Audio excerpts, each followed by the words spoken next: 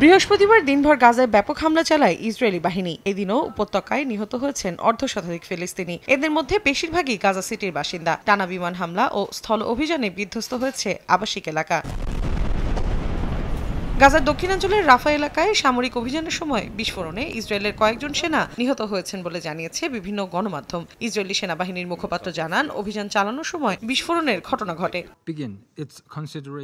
এদিকে ক্ষমতায় আসার পর থেকে বারবার যুদ্ধবিরতির বুলি আওড়ালেও কথা ও কাজে কোনো মিল নেই মার্কিন প্রেসিডেন্ট ডোনাল্ড ট্রাম্পের। জাতিসংঘ নিরাপত্তা পরিষদে উপত্যকাটিতে যুদ্ধবিরতির প্রস্তাবে আবারও ভেটো দিয়ে তা প্রমাণ করল যুক্তরাষ্ট্র। 15 সদস্য নিরাপত্তা পরিষদে 14 দেশ প্রস্তাবের পক্ষে ভোট দিলেও বিপক্ষে ভোট দেয় দেশটি। খসড়া প্রস্তাবে গাজায় অবিলম্বে স্থায়ী যুদ্ধবিরতি, মানবিক সহায়তা প্রবেশ ও জিম্মিদের মুক্তির দাবি তোলা হয়েছিল। গত 2 বছরে ইসরায়েল হামাস যুদ্ধ নিয়ে মার্কিন প্রশাসনের ষষ্ঠ ভেটো এটি। প্রস্তাবে ভেটো দেওয়ার বিষয়টিকে গণহত্যায় সরাসরি অংশীদারিত্বের শামিল বলে মন্তব্য করেছে ফিলিস্তিনের স্বাধীনতাকামী সংগঠন হামাস।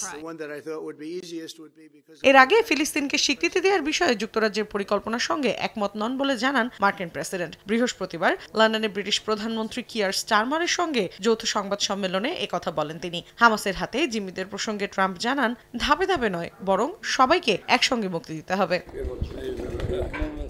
এদিন আঙ্কারায় ফিলিস্তিনি প্রেসিডেন্ট মাহমুদ আব্বাসের সঙ্গে বৈঠক করেছেন তুরস্কের প্রেসিডেন্ট রিসেপ তাইপ এরদোয়ান। ফিলিস্তিন ইস্যুতে আন্তর্জাতিক পদক্ষেপ জোরদারের আহ্বান জানান তুর্কি প্রেসিডেন্ট।